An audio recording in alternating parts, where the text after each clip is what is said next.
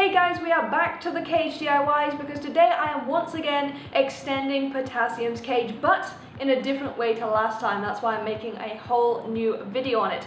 If you don't know already, Potassium is our dwarf hamster and this is his cage. It is the DIY Billy cage, which I have a tutorial on my channel, and I will link that below. This is actually two Billy cages. There's one, there's the other, and yes, I am wearing pajamas, don't they look fancy? And they're joined together by a simple doorway that is cut between the two. So again, if you're interested in building a cage like this, I will link the tutorial in the description box below. So this time, instead of extending Potassium's cage lengthways, I am going to be extending it widthways, and I'm also going to be removing the center walls so that Potassium has one large open space cage. This thing is going to be massive. This isn't a step-by-step tutorial. This is going to be more of a vlog style video. I'm just going to talk you through what I'm doing as I do it to extend this cage. So a slightly different kind of DIY video. Hopefully some of you guys will enjoy it anyway. The first thing I'm going to be doing is preparing these two cages, because what I want to do is remove this wall and this wall on both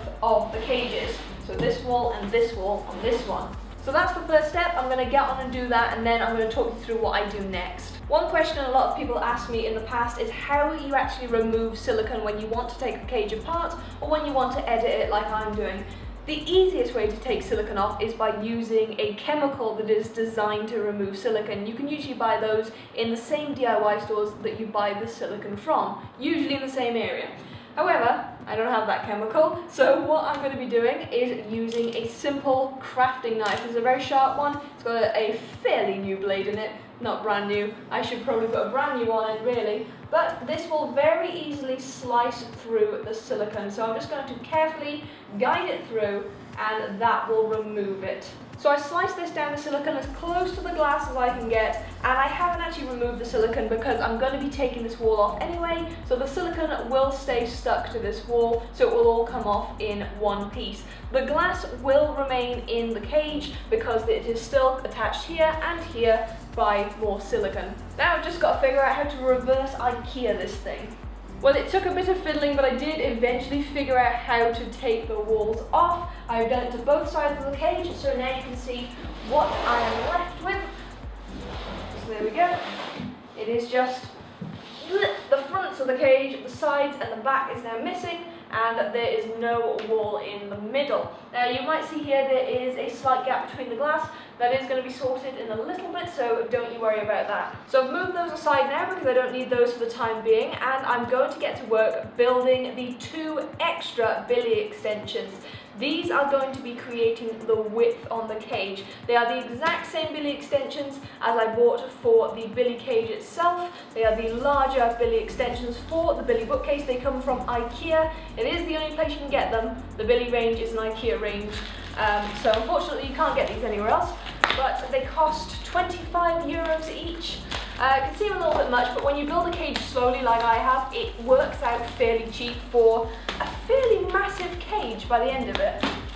As with all IKEA furniture, these do come with their own instructions for building them. They come with all the little bits and pieces, the little screws for putting it together, and for the most part I will be following the instructions. However, I will be leaving off one of the side walls like I have done with those two. So where I have removed a side wall off each of those, I will be leaving one off as I build these. You'll see what I mean when I finish building them. So I'm going to get along with that, and then we'll see what things look like. Now I've finished putting those together, and I do apologise for how bad the lighting is getting. It is getting dark outside, so the lighting is gradually going to get worse and worse as this video goes on. You have been warned. But I've finished putting these together, and this is the result of it. As you can see, I have left off one wall on this one and the opposite wall on the other Billy extension. And I'm sure you can already see where I'm going with this now, because what's going to be happening is I'm going to be joining these two together to create the back half of the cage, and joining the other two parts together to create the front half, and then joining those two halves together. So you can already get a good picture of what the cage is going to look like by the end of it. Now I could just go ahead and do that and there'd be absolutely no problem, the cage would be fantastic. However, I do want to put this cage onto a set of legs and onto its own surface. So to do that, I'm going to be taking a large piece of wood and I'm going to be attaching each section of the cage onto that wood, and that's actually going to give it a bit more stability so that the cage doesn't fall to pieces. It will still be easy to take apart when we need to move, which is sort of the main goal of cages for me, because it's really hard to travel when you have super big cages. So I like the cage to be able to come to pieces and be really easy to travel with. But I'm going to be attaching it to a single large piece of wood, and then I'm going to be attaching a set of legs to that piece of wood. Change the camera angle so you can get a slightly better view of what's going on here. So this is my piece of wood. I have marked out where the center is on this, so I know where I'm putting each section of the cage. Also, on the base of this piece of wood, you can see these 4 circular things, and those are attachments for some legs. The legs I bought from IKEA, they are about €2.50 each. I cannot remember the name of them, but I will check out what it is and put it on the screen now in case you're interested. So those are the attachments for the legs just screw onto that. And I put those on first just to make things a little easier for me. Now I'm going to line up each section of the cage with the lines I have on here, and then I'm going to screw them down onto the wood, and that is going to be what keeps them all together. That's going to be what gives them their security, and also this is what's going to act as the base for me to turn this into a raised cage. So what I should note is that this is smaller than the cage itself, and I've done that on purpose because this cage does have a slight lip underneath, because it isn't meant to be a cage, it is supposed to be a piece of furniture. And so to prevent the lip from lifting the cage and from the center bowing from the weight of the substrate, I have purposefully chosen something slightly smaller. I probably could have done something maybe a little longer, but oh well, we'll work with it, it'll do. So there's no real plan of action here. I'm just going to shove a few screws into this. This is only melamine, so it will go into that very easily. This is only pine, so again the screw will go into that easily. And I'm just going to screw it down to the base. So there we are, it is nice and secure, and now I'm just going to go ahead and repeat that with the other 3 pieces, and the cage finally start to come together. So there is the gist of the cage. There's still some things that need to be done, but you can already see how big it is. I don't know if this proves how big it is or just how small I am, because I am a pretty tiny person, but I could actually chill out in this quite easily. Oh, that's quite relaxing actually. There we go. This thing is now looking pretty awesome. All that's left to do is to attach the legs to the bottom, and then I'm going to put a bit of aquarium silicone between the gap in the glass. It does then have to wait for 48 hours before I can put potassium back in it, but he's quite happy. He is in his larger travel cage and he's going to be okay in there for just a couple of days. And so yeah, then the cage will be pretty much done.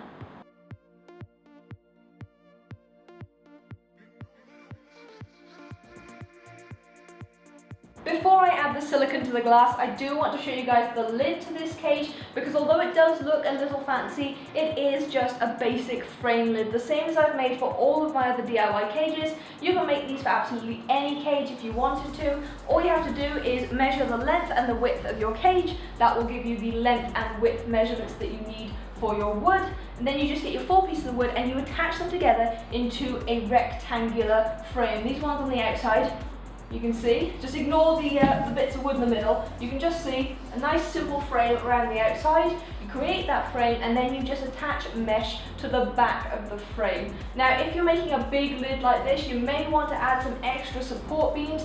That is what these are. They're just support beams to stop the mesh from bending inwards and going out of shape.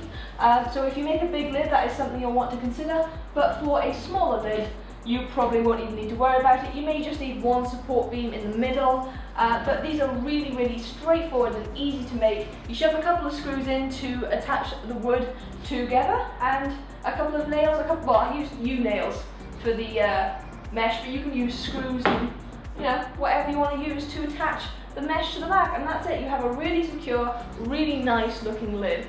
So now I'm going to go and do the silicone like I said I would, and I'm going to leave it to set for a couple of days, and then I'm going to come back and show you guys what it looks like in a few days' time.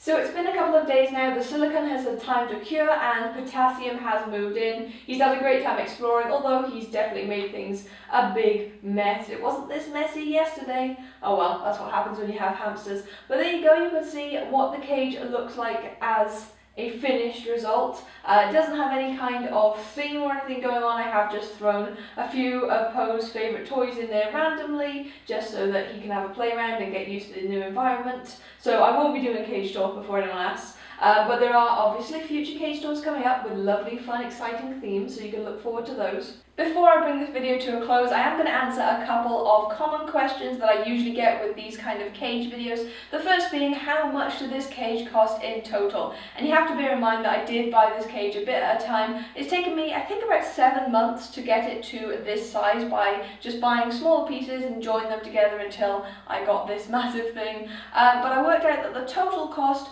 with each of the extension units being about 25 euros each, the glass being about 9 euros, and the cost for the lid and everything, it comes to about 130 to 140 euros. And yes, that does sound like a huge amount of money, but like I said, when you buy it in small amounts, it doesn't work out quite so expensive, or at least it doesn't feel quite so expensive. The second question I always get is, how big is the cage in centimetres and in square inches? Now I do have to remeasure this, so I will just put these sizes up on screen. It is a significantly sized cage though. Potassium definitely has a lot of space. You can see him running around just how small he is in comparison to the cage. So he's got loads of exploring space, and my favourite thing about this, the thing I'm looking forward to the most about all of this space, is that it's going to allow me to do a lot more extravagant cage themes. The one thing I didn't like about my cages before is that it was difficult to make really nice, really well put together cage themes. At least I felt it was, and this is going to make things so much easier for me, so I'm really excited for that. The final question I always get asked is, how much did it cost me to fill the cage with substrate?